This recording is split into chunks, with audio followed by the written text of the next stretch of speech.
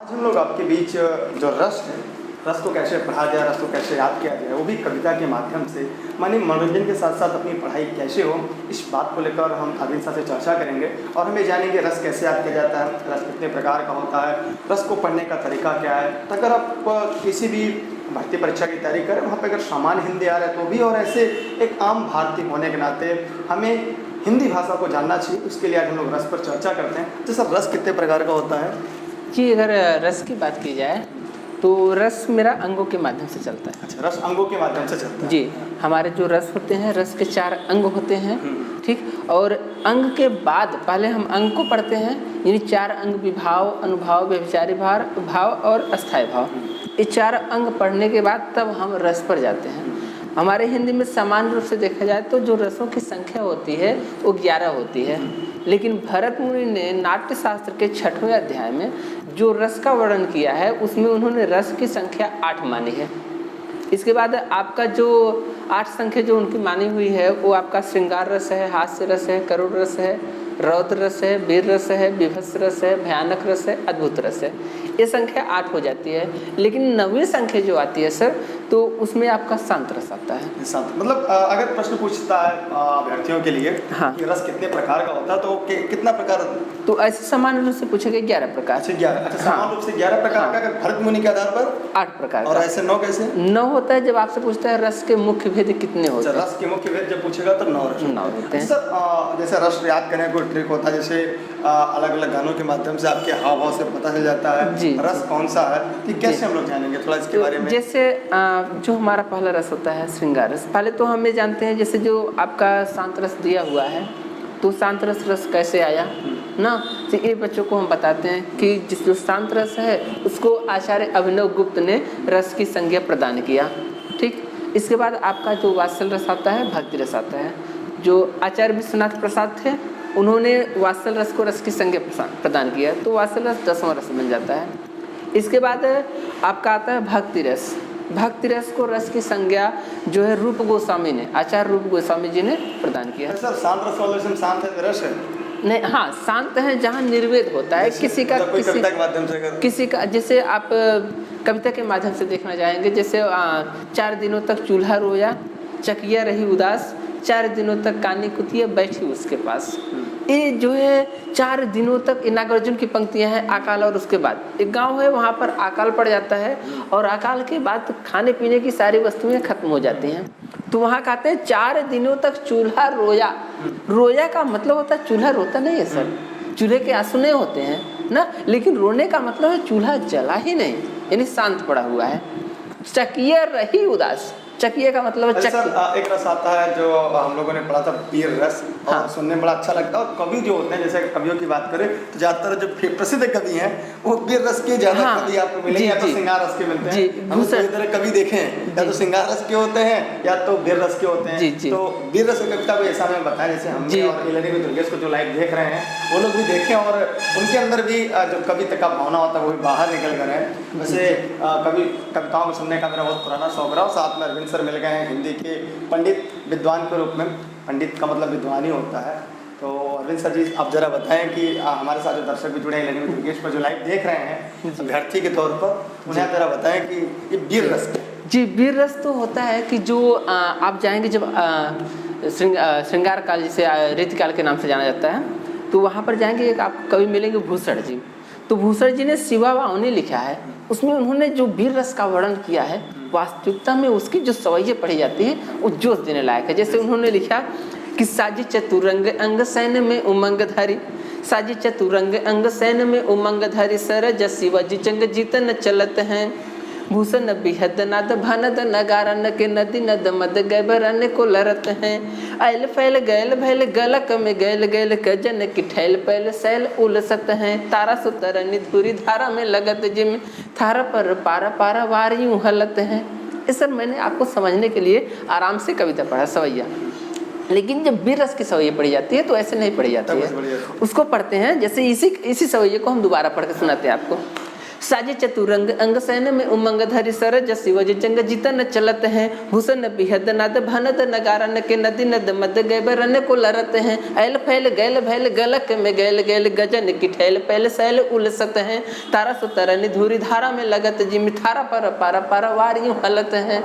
तो यहाँ पर इसमें आपको जोश उत्पन्न हो जाता है ना। यानी जब शिवाजी लड़ने के लिए जाते हैं तो कहते हैं उस समय इतना ज़्यादा साज चतुरंग अंग सैन में उमंग धार, यानी अपने शरीर में पूरे उमंग को धारण करके, जोश को धारण करके सरजा शिवाजी जंग जीतने चलते हैं। अब शिवाजी जंग को जीतने के लिए जा रहे हैं। फिर कहते हैं भूषण बिहद नाद भनद नगारन के नदी नद मद गैबरन को लड़त हैं। नदी नद यानी नदी और नाले गैबरन को लड़त हैं। जैसे आपके यहाँ पीछे जो सेवई नदी है, सई नदी है, सई नदी है कि आपके कोचिंग में मान लीजिए अगर नगाड़ा बजाया जाए तो सई नदी ये क्या बोलते हैं, कौन सा, रामदियालगंज ना, रामदियालगंज से हट कर जो है खुटहान से बहाना शुरू कर दे, ऐसा होगा? ऐसा नहीं होगा। लेकिन वहाँ कहा गया, अतिशोक्त में कहा गया कि नदी नद मद गैबरन को लड़त हैं, यानी इतनी तेज से नगाड़े बज रहे थे कि नदियाँ अपना रास्ता छोड़कर अन्यत्र बहाना शुरू कर देती हैं।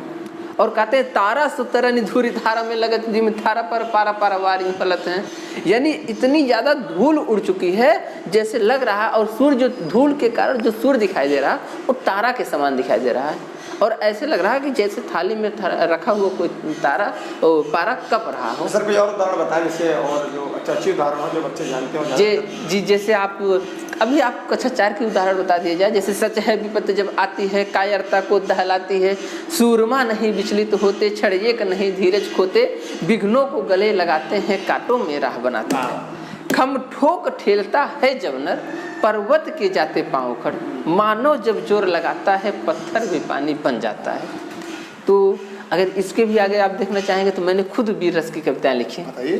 तो जैसे कहते हैं थे जवां, 15 अगस्त के दिन मैंने लिखा था इसको, थे जवां वो हिंद के जो आज़ाद भारत कर गए, थे जवां वो हिंद के जो आज़ाद भारत कर गए, खुद गुलामी सह गए पर हमें स्वतंत्रता दे गए, था दौड़ता जिनके नस नस में वो खून जवां भारत का था, जो पकड़ मसल पीसे दुश्मन को वो वीर जवां भारत का था। तो ये मेरी कविताएं सर, बहुत सारी पंक्तियाँ लिखी मैंने।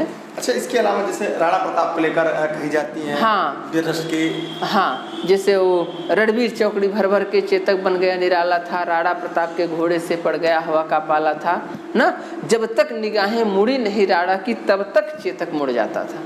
यानी आप निगाहें इधर से उधर नहीं करता तब तक चेतक मुड़ जाता था उनका, इतना जोश था जहाँ हमको उत्साह आ जाए। जैसे जब झांसी की रानी के बारे में आप पढ़ेंगे तो वहाँ भी आपको मिलता है, जब गंगाधर मर जाते हैं ना, ये रामदेव जी की पंक्तियाँ थी, जब गंगाधर मर जाते हैं तो वहाँ पर अंग्रेज जो है पत्र भेजते हैं झांसी की रानी को कि गंगाधर मारे जा चुके हैं, अब आप मेरी दास्ता स्वीकार कर लीजिए। तो उस समय झांसी की रानी के पास गिने चुने जो है सरदार बचे हुए थे, तो सैनिक बचे हुए थे, तो उन्होंने क्या किया, उस पत्र को सैनिकों को सुना दिया। तो उस पत्र को सुनने के बाद जहाँ दुश्मनों की चेतावनी के बाद अगर आपको जोश आ जाए तो वहाँ भी वीर रस होता है। तो सैनिकों में जोश आया सर, उन्होंने कहा एक स्वर से जवां ललकार उठे, एक स्वर से जवां ललकार उठे, हम धरती के हम राही हैं, ठोकर में मौत को रखते हैं जो सच्चे वीर सिपाही हैं, धमकी से तेरे गीदड़ भड़ुए, अंग्रेजों को उन्होंने संबोधित किया, धमकी से तेरे गीदड़ भड़ुए होंगे जो वही डर जाएंगे, ऐलान जंग का सुन करके मुर्दे भी लड़ने आएंगे। तो इस आपका वीर रस होता है। तो इसमें आप जब मेरा क्लास पढ़ेंगे आप तो वहाँ पर आपको मिलेगा तरह तरह के उदाहरण हमने दिए हैं। तो आगे के लाइन में आप मेरा क्लास देखिएगा, और बाकी आप जो पूछना हो पूछ सकते हैं किसी भी रस के बारे में। अच्छा, श्रृंगार रस बड़ा प्रसिद्ध रहता है, प्रायः लोग जो है अच्छा श्रृंगार रस में नायक नायिका का वर्णन होता है। हाँ, श्रृंगार रस में नायक नायिका का वर्णन होता है। जैसे अच्छा अगर ये पूछा जाए कि कौन सा ऐसा रस होता है जिसमें नायक और नायिका का वर्णन नहीं होता, तो आप लोग कमेंट करके बताइएगा कौन सा ऐसा रस है जिसमें नायक या नायिका का वर्णन नहीं होता। कैसा भी कोई रस है हाँ, इसमें नायक या नायिका का वर्णन ना हो, आप भी कमेंट करके बताइएगा। वैसे सर से आगे हम जरूर पूछेंगे कि कौन सा ऐसा रस है जिसमें नायक और नायिका का वर्णन नहीं होता। सर श्रृंगार रस की कोई पंक्तियाँ पहले सुनाए। जी, श्रृंगार रस की पंक्ति तो बहुत मर्मज्ञ पंक्तियाँ हैं, रत्नाकर जी ने लिखा है ना कि भेजे मन भावन के उधव के यावन के सुधि ब्रज गावन में पावन जबन लगी, कह रत्नाकर की ग्वालिनी की झोरी झोरी दौरी दौरी नंद पोरी यामन सबन लगी, उझके पद कंजन के पंजन पे पेखी पेखी पाती छाती सोहन सबन लगी। हमको लिखा है कहाँ, हमको लिखा है कहाँ, हमको लिखा है कहाँ, कहाँ न सबन लगी। यानी एक चीज आप जानिए सर, जो श्रृंगार रस होता है वहाँ पर वास्तविक प्रेम होता है। आज का प्रेम श्रृंगार में नहीं जाता सर। जाए तो प्रेम तो नायक नायिका आएंगे तो प्रेम तो जाएगा श्रृंगार में, लेकिन मैं आज के प्रेम को प्रेम नहीं मानता सर, क्योंकि आज का जो प्रेम है वो वासना में प्रेम है। और जो मैं पंक्ति आपको सुनाया वहाँ पर होता क्या है कि भगवान श्री कृष्ण संदेश भेजते हैं गोपियों के लिए उद्धव के द्वारा। और आपको अभी इसी की आगे की लाइन मिलेगी कि उद्धव गोपियों को जब संदेश देने आते हैं और निराकार ब्रह्म का उपदेश देते हैं कि तुम लोग भगवान श्री कृष्ण को भूल जाओ, लेकिन गोपियाँ करते क्या हैं, भगवान श्री कृष्ण को भूल नहीं पाते हैं। और इतना मतलब रागमय ढंग से उनको बताते हैं भगवान श्री कृष्ण के बारे में कि उद्धव खुद भगवान श्री कृष्ण से गोपीमय प्रेम करने लगते हैं। और जब भगवान श्री कृष्ण के पास वापस पहुँचते हैं तो भगवान ने कहा, क्या उद्धव आपने गोपियों को उपदेश दिया? तो वहाँ उद्धव जी ने बहुत ही मर्मज्ञ बात कही कि छावते कुटीर कहूँ रम जमुना के तीरे, औन गौन रेती सो कदापि करते नहीं। कहाँ रत न कर बिहाई प्रेम गाथा गुड़ श्रवण रस नामे रस और भरते नहीं। गोपी ग्वाल बालन के उमड़त आंसू देख लेखी प्रलयागम हुनै को डरते नहीं। होते चित्त चाप जोन रावर चितावन को तजी ब्रज गाँव इते पाँव धरते नहीं। यानी उन्होंने भगवान श्री कृष्ण कहा कि छावते कुटीर कहूँ रम्य जमुना के तीर, हे प्रभु अगर मुझे आप आगे दे देते तो मैं यमुना नदी के किनारे कुटी बनाकर वहीं रह जाता। और गौन रेती सो कदापि करते नहीं, मैं आपके यहाँ आने जाने का काम कभी करता ही नहीं। इसके बाद उन्होंने अंत में कहा कि होते चित्त चाप जो न रावर चितावन को तजी ब्रज गाँव इते पाँव धरते नहीं। हे प्रभु मुझे अगर आपसे चाह न होती तो मैं ब्रज गाँव को छोड़कर इधर पाँव तक नहीं रखता। वो श्रृंगार होता है सर, जहाँ जाने के बाद सब सुध बुध भूल जाता है। अच्छा, कोई ऐसी ऐसी कविता सुनाई जैसे जो लोग लर्निंग विद दुर्गेश लाइव देख रहे हैं उसे शेयर करने के लिए मजबूर हो जाए, उन्हें कहना ना पड़े कि वीडियो को शेयर करें, ये लर्निंग विद दुर्गेश के फेसबुक, इंस्टा, ट्विटर, यूट्यूब पे जुड़े रहें, सब्सक्राइब करके बेल आइकन दबाएं, उन्हें कहना ना पड़े कोई ऐसी कविता। वैसे तो सर मैं कहूँ कि जो लोग ये वीडियो देख रहे होंगे वो लोग खुद ही जानेंगे कि ई लर्निंग विद दुर्गेश क्या है ना, ये कोचिंग की संस्था क्या है वो तो खुद ही जान गए। क्योंकि इस कोचिंग के बारे में मैं ज़्यादा कुछ नहीं कहूँगा, दो पंक्ति कहूँगा आपकी कोचिंग के बारे में कि जो देख रहे हैं वीडियो वो अगर वीडियो मेरी पंक्ति अगर पसंद आएगी तो वो खुद ही लाइक करेंगे, खुद ही शेयर कर देंगे। खुदा ने सितारा तोड़कर जमी पे रख दिया। इस कोचिंग के बारे में दो पंक्ति ज़्यादा दो पंक्ति बोलूँगा। खुदा ने सितारा तोड़कर जमी पे रख दिया, बन जाए वो मोती इसलिए सीप से ढक दिया। खुदा ने सितारा तोड़कर जमी पे रख दिया, बन जाए वो मोती इसलिए सीप से ढक दिया। हवाओं ने, फिजाओं ने और गुलशनों ने मिलकर आज उसी सितारे का नाम ई लर्निंग इंस्टीट्यूट रख दिया। इस ई लर्निंग दुर्गेश सर थोड़ी दोबारा एक बार सुनाइएगा। हाँ जी, अब यही फिर दोबारा सुनिए, बड़ा अच्छा लगा। बहुत आपको पसंद आया। क्या मैंने बोला थोड़े, खुदा ने सितारा तोड़कर जमी पे रख दिया। खुदा ने सितारा तोड़कर जमीन पे रख दिया। जमीन माने जमीन पे, यानी ऊपर से सितारा तोड़ा तो जमीन पे रख दिया। खुदा ने सितारा तोड़कर जमी पे रख दिया, बन जाए वो मोती इसलिए सीप से ढक दिया। बन जाए वो मोती इसलिए सीप से ढक दिया। हवाओं ने, फिजाओं ने और गुलशनों ने मिलकर, हवाओं ने, फिजाओं ने और गुलशनों ने मिलकर आज उसी सितारे का नाम ई लर्निंग विद दुर्गेश रख दिया। जी सर, तो और कुछ पूछना हो तो सर आप पूछ सकते हैं। सभी का आप लोग जरूर पूछेगा।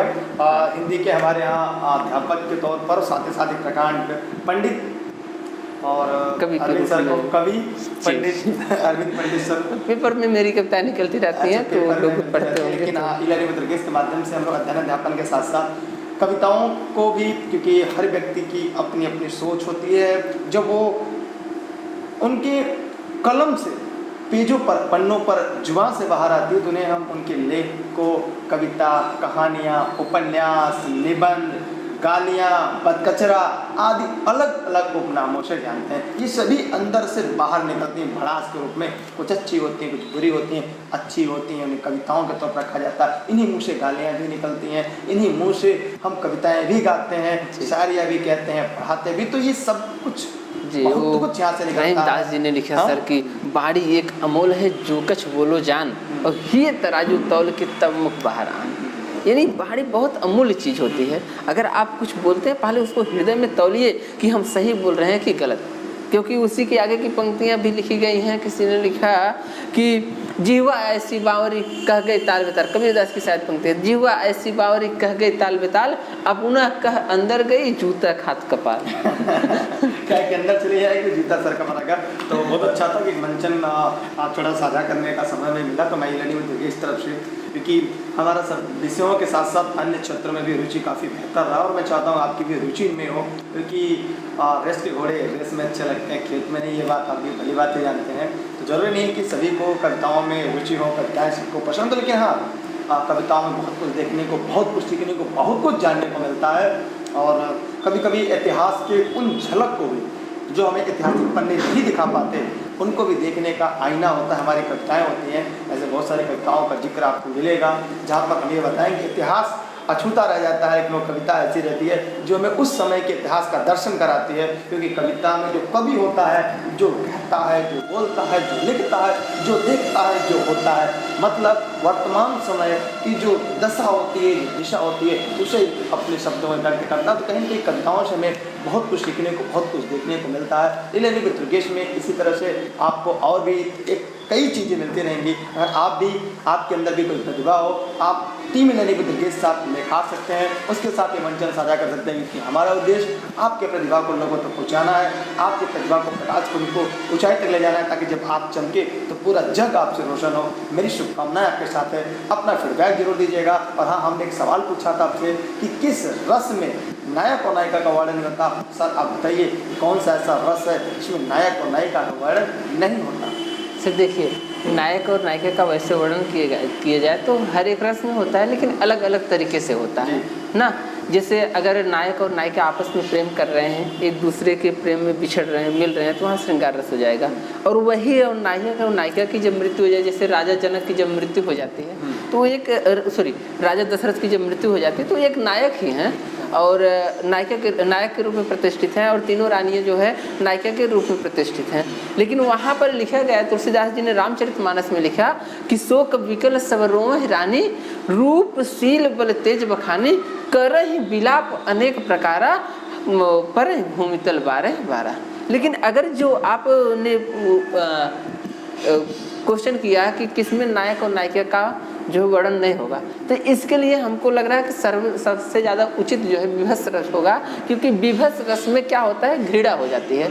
तो नायक और नायिका एक दूसरे से कभी घृणा नहीं करते हैं, एक दूसरे से अगर दूर हो जाते हैं तो भी प्रेम बना रहता है। तो विभत्स रस क्या होता है, उसमें भी क्या नायक और नायिका का वर्णन नहीं होता। शांत रस में भी नायक और नायिका का वर्णन नहीं हो सकता, और वो भी शांत रस में निर्वेद होता है, नायक और नायिका का वर्णन वहाँ पर नहीं हो सकता। भक्ति रस होता है, वहाँ भी नायक और नायिका का वर्णन नहीं हो सकता। चलिए आप लोग भी कमेंट करके जरूर बताइएगा कि कौन सा ऐसा रस है जिसमें नायक और नायिका का वर्णन नहीं हो सकता। तो अब जवाब कमेंट बॉक्स में कमेंट करके जरूर दीजिएगा।